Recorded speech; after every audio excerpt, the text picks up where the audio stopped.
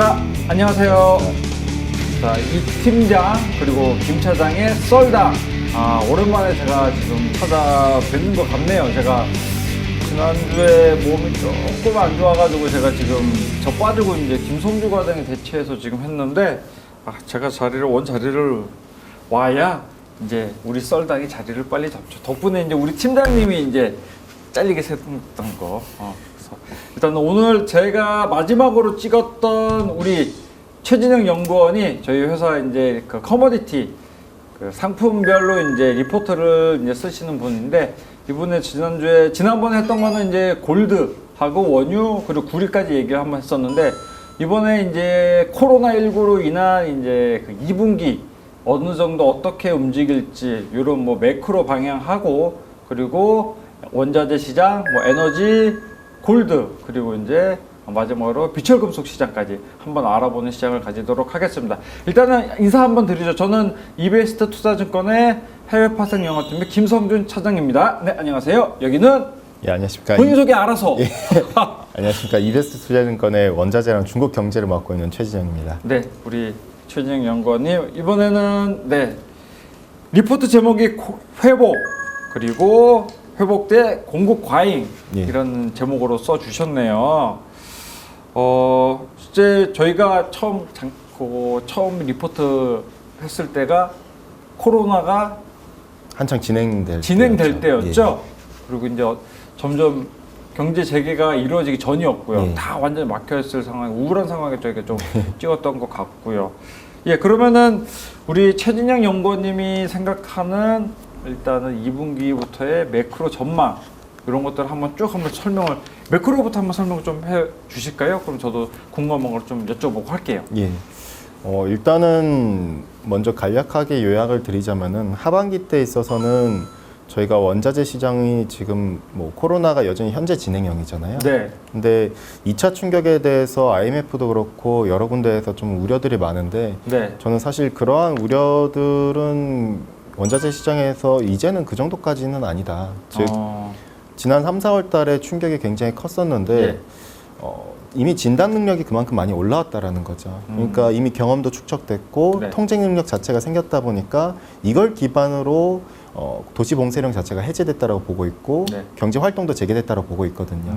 그렇기 때문에 실제로 이체 충격이 겨울이나 가을 달에 왔었을 때 3, 4월과 같은 충격은 저는 제한적이다라고 볼 수가 있겠고요. 그러니까 원자재 시장에 있어서 다만 약간 좀 차별화된 전략이 좀 필요한 것 같아요. 그러니까 상품별로 예. 그런 부분은 조금 다르게 본다. 그러니까 네. 모든 원자재가 다 좋다라기보다는 결국 뭐 유가도 어느 정도 회복하고 기대 인플레이션이 회복을 하기 때문에 네. 그럼 인플레이션 자산인 비철이나 에너지 지금 전반적으로 좋은 거 아닌가 이렇게 보실 수도 있지만은 지금부터는 개별 원자재의 수급 상황과 오히려 재고 상황을 갖다 좀 더 면밀히 트래킹을 하면서 네. 좀 차별화된 전략이 좀 더 필요하다라고 볼 수가 있겠고요.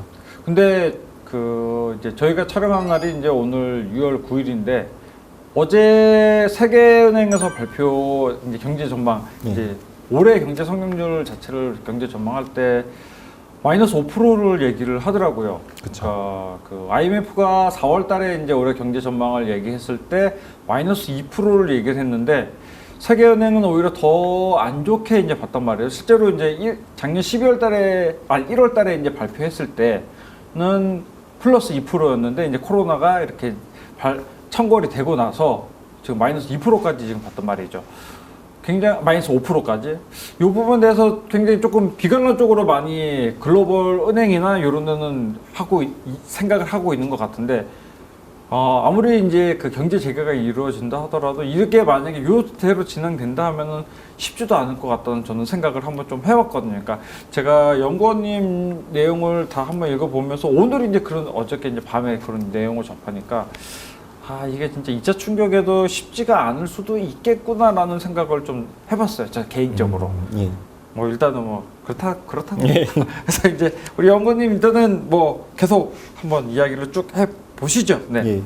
일단은 뭐 말씀하신 대로 사실 경제에 대해서 지금 굉장히 비관론들이 여전히 있잖아요. 네, 제가 네. 비관론자예요. 굉장히 비관론자예요, 제가. 그럴 수밖에 없죠. 왜냐면은 코로나 이전으로 돌아가는 데는 여전히 시간이 많이 소요될 테고요. 네. 다만 저희가 주목하는 부분은 완전 정상화라기보다는 지금의 정상화 과정이 지금 중요하다. 그러니까 그 과정이 나오기 때문에 3, 4월과 같은 그러한 상황이 한 번 더 노출되는 거는 좀 제한적이지 않겠는가라고 접근을 하는 부분이고요. 지금 또 중요한 거는 제가 말씀드린 대로 결국에는 차별화된 전략이 필요하다고 말씀드렸는데 그럼 네. 어떤 원자재가 차별화가 될 것인가를 봤을 때 저는 석유 시장과 특히 에너지 시장과 그리고 귀금속 섹터가 굉장히 좀 매력적이라고 계속 보고 있습니다. 이건 사실 2분기 때는 제가 말씀드렸을 때 좀 대응의 영역이다라고 네. 말씀드리면서 에너지에 있어서는 적시적으로 상황에 따라서 비중 확대가 필요하다고 말씀드렸는데 네. 그러고 마이너스 갔다가 지금 그 다음부터 지금까지 계속 상승세를 보이고 있는데 네.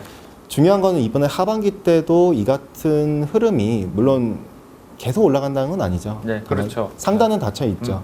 다만 방향성 측면에서는 하반기 때는 여전히 안정적이다라고 볼 수가 있겠고요. 유가의 안정성과 인플레이션 회복으로 귀금속은 더 매력적이고요. 다만 비철은 그나마 개 중에서 구리는 안정적인데 네. 여타 메탈 같은 경우에는 조금 차별화가 필요하다 봅니다. 아, 그러니까 그런가요? 네.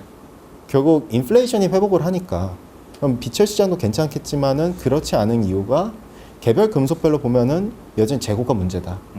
그러니까 상반기 때 지금 가격이 하반 경직성이 강화된 이유가 수요가 막 개선돼서 그렇기보다는 오히려 비철 시장은 지금 공급이 타이트해요, 광산이. 아, 그런가요? 어쩔 수 없이. 아, 네. 아무래도 지금 폐쇄가 예. 실제로 어쩔 수 없이 이제 노동자들이 들어갈 수가 없으니까. 예, 네. 코로나 때문에 조업 자체도 지금 셧다운이 돼 있는 상태고 근데 중요한 거는 이게 수요빨로 올라왔다라고 보기 애매한 선상에서 그나마 중국은 수요가 괜찮긴 한데 네네. 결국엔 경제 재개가 되면 하반기 때는 광산도 경제 재개를 하거든요. 그렇죠. 그럼 조업 재개를 하면은 그 공급 물량이 시차를 두고 해상 조달 기간이 대략 3개월이라 치면은 네.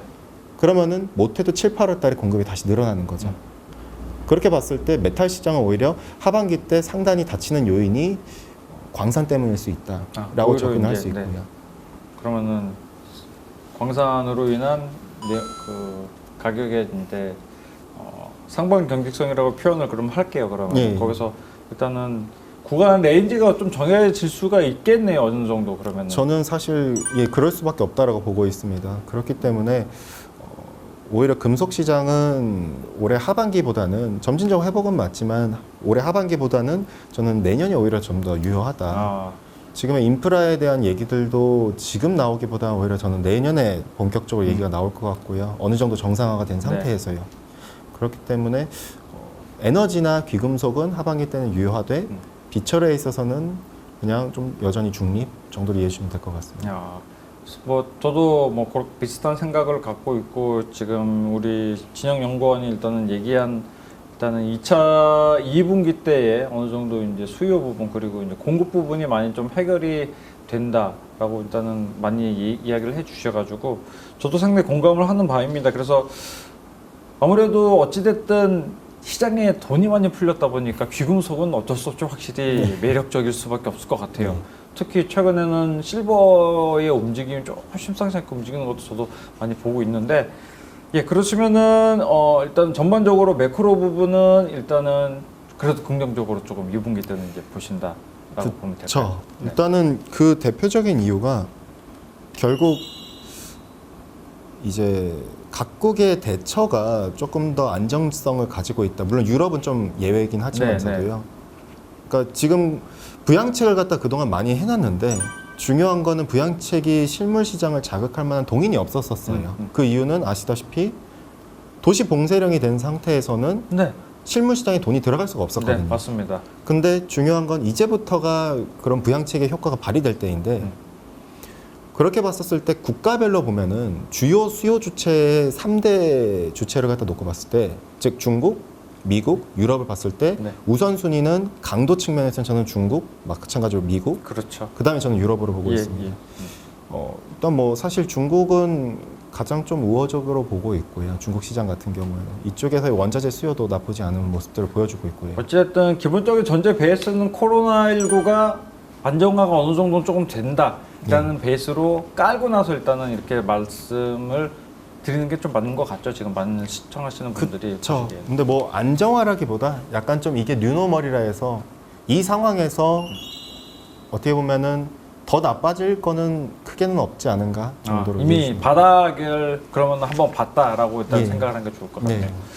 예, 그러면은 최진영 연구원님이 일단은 생각하시는 매크로 부분은 뭐 저희가 지금 어느 정도 지금 확인을 한 것 같고 실제로 중국에서의 수요가 상당히 조금 많이 일어날 것 같으며 또 미국에서도 이제 많이 이제 경제 재개를 하면서 이제 많은 부분이 좋아질 것 같고 근데 제가 생각해도 유럽은 솔직히 조금 쉽지가 않을 것 같거든요. 뭐 독일이 부양책 굉장히 얼마 전에 그저께 이제 크게 한다고 발표를 하긴 했는데 실제로 유럽 전체 지금 제가 생각하기에는 독일만 가지고는 쉽지는 않을 것 같더라고요. 네. 뭐 사실 영국도 그렇고 프랑스도 그렇고 독일도 그렇고 부양책은 발표는 했지만 약간 좀 모자란 부분들이 많아요. 네. 그러니까 우리가 차이를 두자면은 왜 유럽이 우선순위에서 밀리냐면은 중국 같은 경우에는 자기들이 원래 작년 말부터 그동안 부동산을 갖다가 경기 부양의 수단으로 활용 안 하겠다고 계속 얘기를 했거든요. 네네네. 근데 고용이 박살이 나면서 실업률이 올라가면서 네. 단기적으로 양적 고용을 갖다가 유발할 수 있는 게 부동산이거든요. 왜냐 부동산만 건설만 좋은 게 아니라 그 안에 들어가는 자재들부터 시작해서 네네. 인테리어, 네. 가전기기 모든 것들이 다 산업과 연계되기 때문에요. 네네. 근데 요거를 갖다가 한번 건드렸단 말이죠. 특히나 중국은 6월과 7월 달에 저도 이제 중국에서 학교가 나왔지만은 고등학교와 대학교 졸업자들이 874만 명이 이제 고용 시장으로 들어가게 됩니다. 네. 이때가 이제 졸업 시즌인데 그러면 요걸 갖다가 어떻게든 커버를 해줘야 돼요. 네. 그렇기 때문에 중국 같은 경우에는 여기서 정책에 뭔가 변화가 있어야 되는데 그 변화를 갖다 이번에 저는 줬다라고 보고 있고요. 부동산. 예. 네. 부동산 이제 신형 도시화라 해가지고요. 어떻게 보면은 되게 생소할 수 있는데 좀 이런 거예요. 중국은 호적 제도라는 게 있어서 제가 부산 사람인데 네. 제가 서울로 와가지고 마음대로 호적을 이쪽으로 못 옮겨요. 아 그런가요? 네. 주소지를? 예. 그러니까 저는 그냥 외지인인 거예요. 그래서 혜택도 못 받아요. 복지 혜택이나 이런 것도요. 같은 나라 안에 있는데도. 그러다 보니까 중국 같은 경우에는 올해 안에 이 1억 명을 갖다가 외지인을 갖다 흡수하겠다. 왜냐 도시화율로만 상주 인구 도시화율로만 보면은 60%인데 네. 실제 호적 인구로 보면 44%거든요. 그러니까 이걸 끌어올려서 어떻게든 그거에 그럼 수요와 공급을 맞춰야 되는데 이렇게 하면 수요는 자극할 수 있는데 거기서 플러스로 건설도 자극을 해가지고 왜냐면 주택을 갖다가 줘야 되잖아요. 그렇죠. 네. 그거랑 이제 상응하는 조치들이 나왔다라는 것이고요. 전통 인프라 측면에서도 중국은 전력 인프라 목표치를 갖다 전년 대비는 하향했지만은 네. 연초 대비 계획 대비 상향을 했거든요. 근데 더 중요한 건 그 안에 세부 항목에 초고압 이제 송전 설비를 갖다가 네. 많이 확대를 했습니다. 근데 우리가 아시다시피 초고압 송전 설비는 구리가 그러니까 들어가는 양 자체가 더 많거든요. 네. 그렇게 본다면 정책적인 측면에서는 분명 유의미한 것들이 많이 나왔다. 중국은 6월, 7월 달이 위기 구간인데 이걸 갖다 해소하기 위해서 부동산 카드까지 꺼내들었다면 긍정적인데 이제 유럽은 전기차 관련 대책이 계속 나와요. 네, 맞아요. 딱히 뭐 나오는 게 없이 전기차 얘기만 주구장창 예. 나오더라고요, 지금. 그러니까 전기차 보조금 아니면 전기차 충전 시설. 근데 제가 전기차 충전 시설을 계산을 해봤는데 이게 1년에 그런 구리가 얼마나 소요될까? 한 개당 25kg에서 못해도 45kg인데 차 한 대에. 아니요, 그러니까 그 충전 시설이요. 네. 그러면은 그거 계산을 해보면은 못해도 1년에 해봤자 8,000톤에서 10,000톤이거든요. 얼마 안 되네요. 유럽에서 전체 8,000톤에서 10,000톤이면은 뭐. 예, 그러니까 그렇게 봤을 때 그것도 5년 계획이고요. 아, 그래요? 그럼 중국에서 하루에 쓰는 구리 물량이 어느 정도 되죠? 한 달 정도? 정확히 제가 기억은 안 나는데 중국은 일단 많이 쓰죠. 글로벌하게 53%를 갖다 소비를 네, 하니까. 맞습니다. 그러면 정말 택도 없는 그 실제로 인프라 구축이나 이런 거를 한다는 얘기네. 실제로 뭐 예. 경기 부양이 뭐 인프라 쪽은 솔직히 뭐 포기를 한다는 생각밖에 안 드네요. 뭐. 그러니까 뭐 전기차가 분명 메탈 시장의 호재긴 하죠. 네. 왜냐하면 일반 내연기관차보다 구리나 뭐 니켈도 그렇고 네. 함량 자체가 굉장히 많은 것들이 들어가니까요. 근데 중요한 거는 전통 인프라와 건설에 대한 정책이 부재예요. 그러니까 전체 메탈에서 수요가 가장 큰 게 운송은 해봤자 23%에서 27%인데 네. 근데 건설이랑 인프라 다 합하면은 못해도 50% 넘어가거든요. 아. 그럼 얘네가 뭔가 대처가 지금 부재하다라는 거는 유럽 쪽에 있어서 정말 이상적인 정책만 계속 얘기하고 미래 물론 질적 성장은 유효하지만은 지금 당장에 뭔가를 갖다 해결할 만한 대책이 아직은 부족하다라는 점이죠. 그렇지만은 유럽은 아직은 쉽지가 않는 모양이네요. 뭐 누구나 봐도 지금 뭐 실제 뭐 유럽은 아직까지는 크게 그리스는 뭐 관광은 오픈한다 그렇고 뭐 크게 의미가 없을 것 같고요. 영국도 지금 실제로 이제 경제 재개를 많이 해보자고 하는데 실제 아직까지는 많이 오픈된 부분이 없잖아요. 영국 같은 그렇죠. 경우는. 그래서 LMA도 취소됐죠. 네, 런던에. 참 안타깝긴 하지만 우리 진영 연구원 영국도 가서 이제 한바탕 놀다 올라 그랬는데. 네, 지금 이거 지금 저희 거 보시는 분들은 오늘 저희가 진영 연구원 일단 매크로 부분을 먼저 말씀을 드릴 거예요. 말씀을 드리고 상품별로 이제 조금 이제 원자재 쪽으로 깊이 이제 한 번씩 이제 들어갈 예정이니까 여기까지가 저희가 지금 일단 준비한 매크로 부분입니다. 그래서 지금 추가적으로 이제 내용을 보실 분들은 좋아요 한 번씩 더 누르고 그리고 뭐 눌러야죠? 네, 좋아요. 좋아요하고 구독! 네. 구독을 눌러야죠. 구독을 꼭 눌러주셨으면 좋겠습니다. 네. 좋아요, 구독 꼭 눌러주시고 저희 매크로 부분은 여기서 정리하고 한 가지만 더 말씀드리면은 왜냐면 제가 이제 파트별로 좀 정리를 한 게 있어가지고 그 저기가 있어요. 미중 관련해가지고도 사람들이 좀 걱정이 많으신 분들이 계시거든요. 그렇죠. 근데 이 되게 저는 생각을 하는 게 미국은 지금 뭐 어쨌든 공화당이랑 민주당은 중국을 일단 잡아먹자라고 저는 그렇게 생각을 하고 있거든요. 그거는 싸우지 않더라고요. 중국 잡아먹는 데는. 그래서 그쵸. 트럼프가 중국을 잡아먹는 거를 대선에도 이제 거기에 또 어느 정도 영향을 끼칠 수 있고 그런 부분이 있다라고 얘기를 하는데 저는 어찌됐든 한 번은 때릴 수 있다라고 보고 있거든요. 근데 뭐 저도 그렇게는 보고 있긴 하지만요. 그러니까 무역 합의까지 파기되지 않을까라는 걱정하시는 분들이 계시더라고요. 근데 저는 그거는 아예 가능성 제로라고 보는 이유가 지금 미국의 경기 상황이 분명 안 좋잖아요. 네, 그렇죠. 그럼 중국이 그만큼 뭔가를 사줘야 되거든요. 네, 맞아요. 네. 근데 1단계랑 2단계, 이제 1단계 무역 합의가 올해랑 내년 거를 갖다가 이제 계획을 갖다 뒀는데 중국의 합의 이행률 왜 홍콩 사태를 미국이 계속 접근을 할까? 그 내막을 갖다 이렇게 거슬러 올라가 보면은 합의 이행률이 제대로 안 하고 있어요, 중국이. 네. 뭐 지금 콩 수입 안 하고 있잖아요. 그러니까 제조업단에서 한 40%대로 수입을 해주고 있어요. 네. 근데 농산물은 한 15%, 14%? 네, 굉장히 이행률 자체가요. 저조하다 하더라고요. 네. 그리고 에너지는 뭐 거의 한 5%도 안 돼요. 그러니까 이 같은 것들을 보면은 결국 노이즈는 계속 만들 수 있다 이거죠. 그렇죠. 그러니까 홍콩을 때리고 뭐 다른 걸로도 또 때리겠죠. 네. 근데 중요한 거는 그렇게 잡음은 많은데 이거는 경계해야 될 건 맞는데 무역 합의가 엎어질 가능성에 대해서는 저는 좀 배제하실 필요가 있지 않은가. 일단은 무역 합의가 엎어진다면 거기에 따른 경제적 파급 효과가 엄청나게 또 많이 밀려올 거예요. 지금도 그쵸. 많이 뭐 현재 시점으로 많은 거의 대부분 회복을 했고 오히려 더 올랐지만 코로나 사태 이전으로.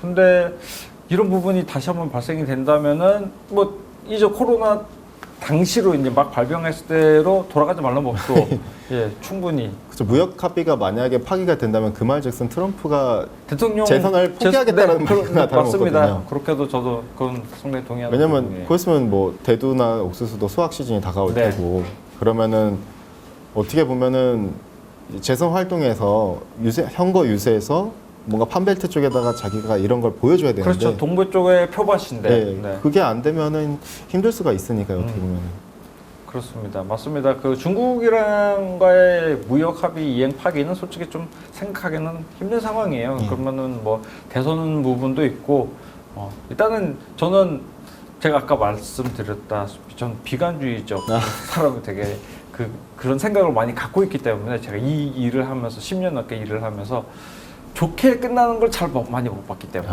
일단은 중국은 언젠가는 미국한테 한번 때려 맞는다는 생각을 갖고 있습니다. 특히 트럼프가 만약 재선을 성공한다 하면은 저는 반드시 트럼프가 한 번은 중국을 밟을 거라고 일단은 생각을 하고 있어요.